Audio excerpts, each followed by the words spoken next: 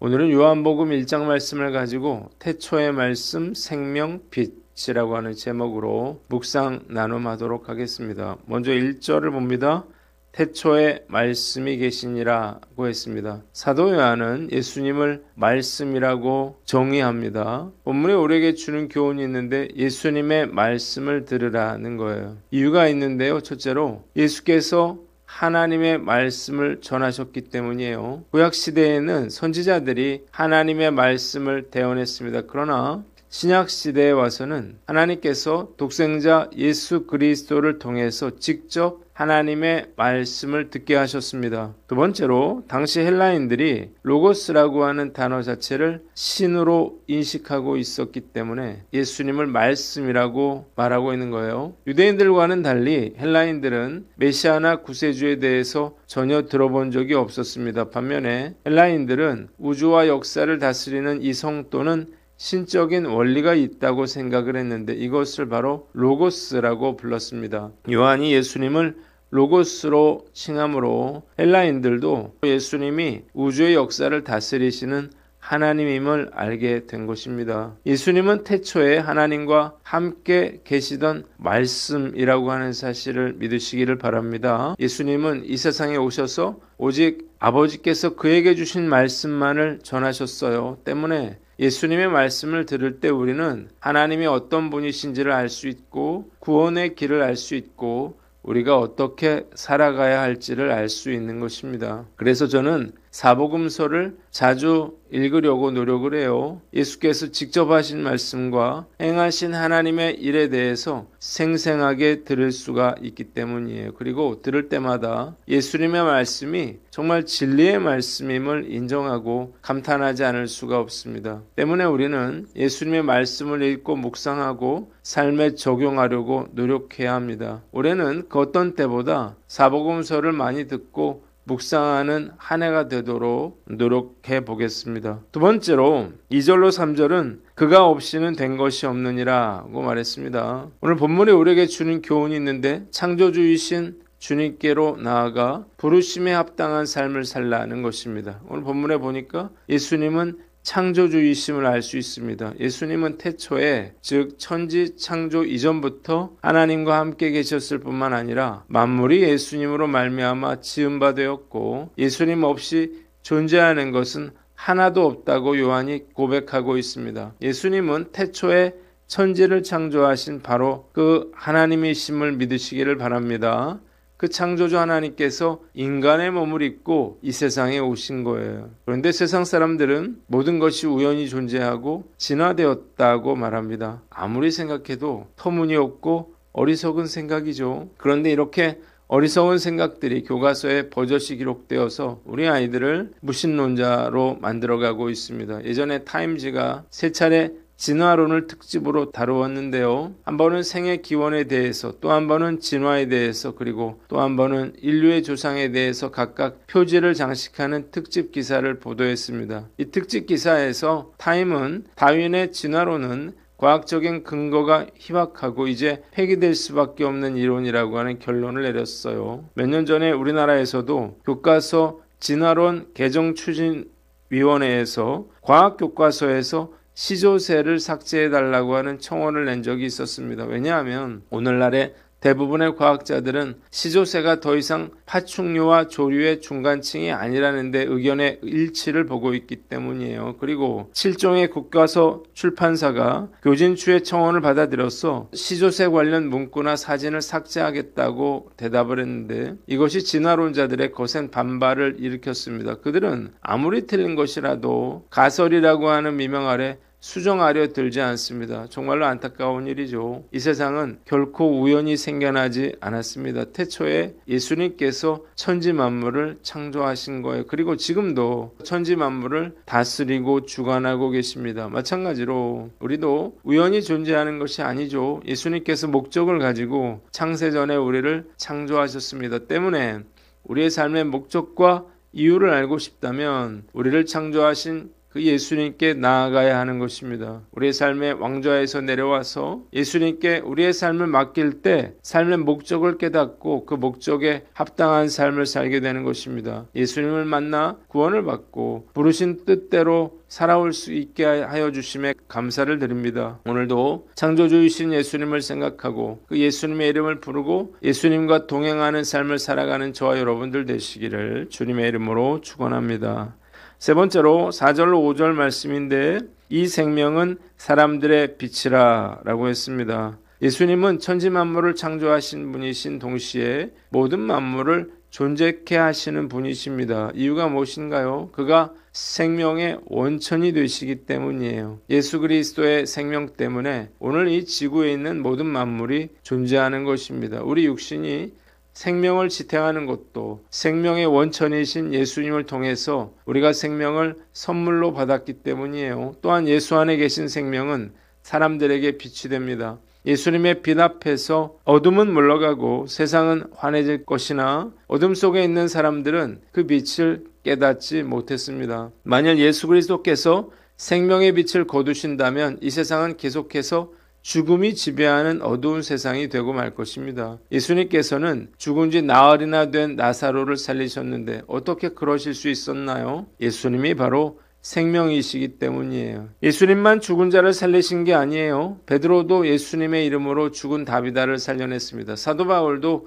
예수님의 이름으로 죽은 유두고를 살려냈어요. 이런 일이 어떻게 가능했나요? 그들 안에 예수님의 영이 함께 하셨기 때문입니다. 예수님을 믿으면 영생을 받는 이유도 마찬가지예요. 우리가 예수님을 구주로 영접하면 예수님의 영이 우리 안에 들어오게 되는데 생명이신 예수님의 영이 우리 안에 들어오기 때문에 우리가 죽지 않고 영생을 누리게 되는 것입니다. 본문이 우리에게 주는 교훈이 있는데 예수님께 우리의 생명을 맡겨라는 거예요. 우리의 생명을 주장하시는 분이 예수님이라면 우리가 살고 죽는 것도 예수님의 손에 달려 있는 것입니다. 그러면 우리가 아등바등 몸부림치며 살 일이 아니죠. 우리의 생명의 주권자이신 예수님의 은혜를 구하면서 살아야 합니다. 행여나 어떻게 될까봐 우리가 걱정할 일이 아니에요. 코로나로 인해서 정말 많은 사람들이 죽음에 대한 두려움을 겪게 됐는데요. 물론 건강을 위해서 우리가 최선을 다해야 되겠지만 우리의 생명이 예수님께 있음을 우리는 믿어야 합니다. 이 사실을 알고 난 후부터 저는 죽음에 대해서 두려워하지 않게 됐어요. 올해도 우리의 생명의 주권자 되신 그 주님께 우리의 모든 것을 맡기며 살아가는 저와 여러분들 되시기를 바랍니다.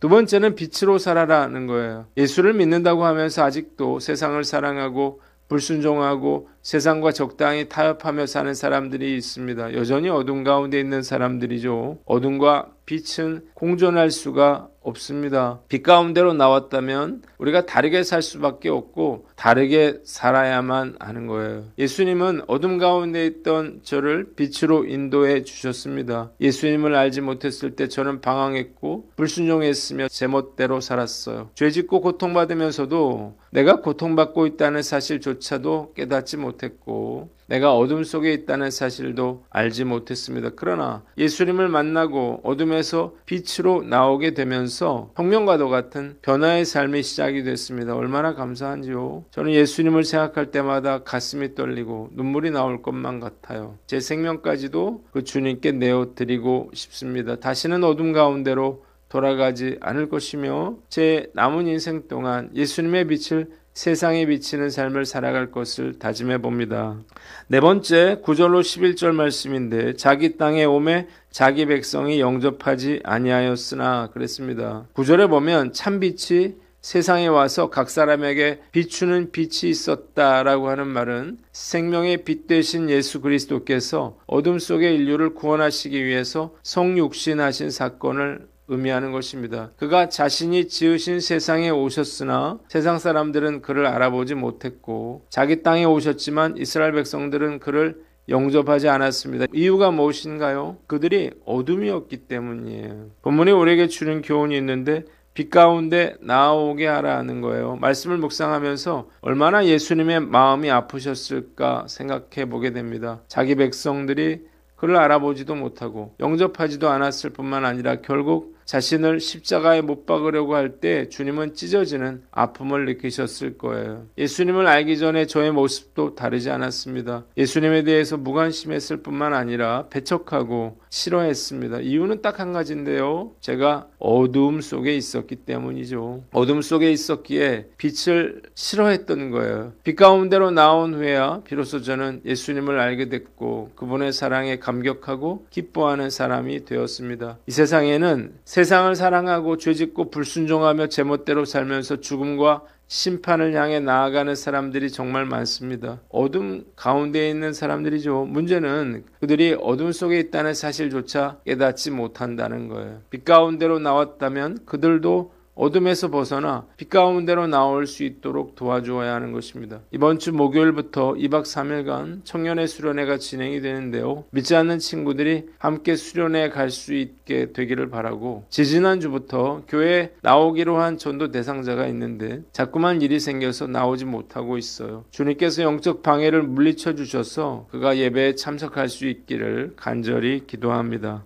다섯 번째, 12절 말씀인데 영접하는 자 그 이름을 믿는 자들에게는 하나님의 자녀가 되는 권세를 주셨으니 그랬습니다. 본문에 우리에게 주는 교훈이 있는데 내가 하나님의 자녀임을 알고 자녀답게 살라는 거예요. 예수님이 오시기 전에 하나님은 감히 두려워서 접근조차 할 수 없는 분이었습니다. 시내산에 하나님이 임재하셨을 때 백성들은 너무나 무서워서 모세에게 그들이 하나님을 직접 보지 않도록 사정하면서 모세가 대신 하나님의 말씀을 전해주기를 바랐습니다. 아무리 하나님께서 모세를 사랑하셨더라도 모세는 사환, 즉 종에 불과했습니다. 하나님을 아버지라고 부른다고 하는 것은 당시에는 상상할 수도 없는 일이었습니다. 그러나 예수님을 구주로 영접한 자들은 하나님의 자녀가 되어 하나님을 아버지라고 부를 수가 있게 됐어요. 좋은 아버지를 갖는 것이 얼마나 큰 축복인가를 생각해 봅니다. 좋은 아버지를 둔 자녀들은 얼마나 좋을까요? 자녀된 자들은 자녀로서의 권세가 있습니다. 이것은 권세라고 하는 말이 아주 적절해요. 자녀는 아버지에게 보호와 양육과 치료와 돌봄을 요구할 수 있습니다. 뿐만 아니라 자녀는 아버지의 재산을 상속할 권리가 있어요. 때문에 하나님의 자녀가 됐다고 하는 것은 정말로 놀라운 축복이 아닐 수가 없습니다. 누구 때문인가요? 다 예수님 때문이죠. 예수님께서 우리 죄를 대신해서 십자가에 달려 죽으심으로 우리에게 선물을 주신 것입니다. 내 자식이라도 마음에 들지 않을 때가 있어요. 그럼에도 불구하고 잘해줄 수밖에 없는 것은 내가 낳은 자식이기 때문이에요. 하나님도 마찬가지죠. 비록 우리가 하나님 마음에 들지 않는 행동을 했다 하더라도 우리가 하나님의 자녀로서의 지위를 박탈당하는 것은 아닙니다. 여전히 우리는 하나님의 자녀이고 하나님의 자녀로서의 권세가 있습니다. 이 사실을 우리는 절대 잊어서는 안 되는 것입니다. 어떤 상황에서도 하나님은 우리를 보호하시고 양육하시고 지켜주실 것입니다. 그러나 하나님의 자녀는 권리만 있는 것은 아니겠죠. 자녀는 자녀로서의 의무와 책임도 따릅니다. 하나님의 자녀는 부끄러움이 없는 삶을 살아야 합니다. 거룩함과 순결한 삶이야말로 거룩하신 하나님의 자녀된 증거가 되는 거예요. 하나님의 자녀로서 변화된 삶을 살게 해주신 것을 감사드립니다. 앞으로도 하나님의 자녀답게 살아가는 저와 여러분들 되시기를 바랍니다. 마지막으로 4절에 아버지의 독생자의 영광이요 은혜와 진리가 충만하더라 그랬습니다. 사도 요한은 말씀이 육신이 되신 예수님을 가리켜서 은혜와 진리가 충만하다고 말했는데요. 그는 또한 율법은 모세로 말미암아 주어진 것이요 은혜와 진리는 예수 그리스도로 말미암아 온 것이라고 했습니다. 본문이 우리에게 주는 교훈이 있는데 첫째로 은혜를 잊지 말라는 거예요. 예수님은 은혜가 충만하신 분이십니다. 그래서 예수님께 믿음으로 나아간 사람을 예수님은 결코 빈손으로 돌려보내지 않으셨습니다. 예수님께 나아간 사람은 병이 치료되거나 문제가 해결되거나 떡을 받아 먹거나 풍랑이 잔잔해지거나 삶의 깊은 깨달음을 얻거나 어떤 죄라도 사함받는 축복을 누리게 되거나 심판받지 않고 영생을 누리게 됐습니다. 제가 만일 호를 짓는다 그러면요 지은이라고 짓고 싶습니다. 은혜를 아는 사람이라고 하는 뜻인데요. 지금까지 살아오면서 얼마나 많은 은혜를 받았는지 모릅니다. 과거에는 거짓과 더러움 가운데 있었지만 지금은 거룩함과 순결한 사람이 됐고 과거에 나 스스로도 부끄러운 사람이라 생각했지만 지금은 가족들에게 사랑과 존경의 대상이 되었습니다. 이 모든 것이 다 주님의 은혜 때문이죠. 쓸모없는 저를 버리지 않으시고 귀하게 여겨주심이 너무나 감사합니다. 저에게 베풀어 주신 은혜를 생각할 때마다 가슴이 벅차올라요. 황홀함과 기쁨과 감격을 누립니다. 이것은 무가치한 자에게 자격 없는 자에게 주시는 저항할 수 없는 하나님의 은혜인 것입니다. 주님께서 베풀어 주신 은혜를 생각할 때 그저 할 말을 잃고 우는 것밖에 할 수 있는 것이 없어요. 주신 은혜를 잊어버린다면 저는 사람도 안 할 것입니다. 결코 은혜를 잊지 말아야 할 거예요. 그리고 그 무엇으로도 그 은혜를 갚을 수 없겠지만 조금이라도 받은 은혜를 되갚을 수 있기를 소망합니다. 최선을 다해서 주님을 섬기는 삶을 살아가는 저와 여러분들 되시기를 바랍니다. 마지막으로 흔들리지 말라는 거예요. 예수님은 진리로 충만하신 분이신데요. 진리가 무엇인가요? 흔들리지 않는 것, 변함없는 것, 가장 가치 있는 것을 말합니다. 진리가 아닌 것을 믿으면요. 흔들리게 돼 있죠. 진실함이 없는 사람, 믿을 수 없는 사람과 사는 것은 불행합니다. 그러나 예수님께 모든 것을 걸고 사는 사람은 복이 있습니다. 예수님이 진리 자체이시기 때문이에요. 이 세상 그 어느 것도 우리는 믿어서는 안 됩니다. 참 진리가 아니기 때문이죠. 시대가 달라지면 진리라고 믿었던 것들이 얼마든지 달라질 수 있습니다. 때문에 우리는 오직 진리이신 예수님만 믿고 따라야 합니다. 어떤 유혹과 고난이 오더라도 진리이신 예수님의 말씀을 붙잡고 흔들리지 않고 끝까지 믿음의 길을 달려가는 저와 여러분들 되시기를 주님의 이름으로 축원합니다. 기도하겠습니다. 하나님 아버지, 은혜와 진리 되신 주님을 우리가 온전히 따르게 하여 주시옵소서.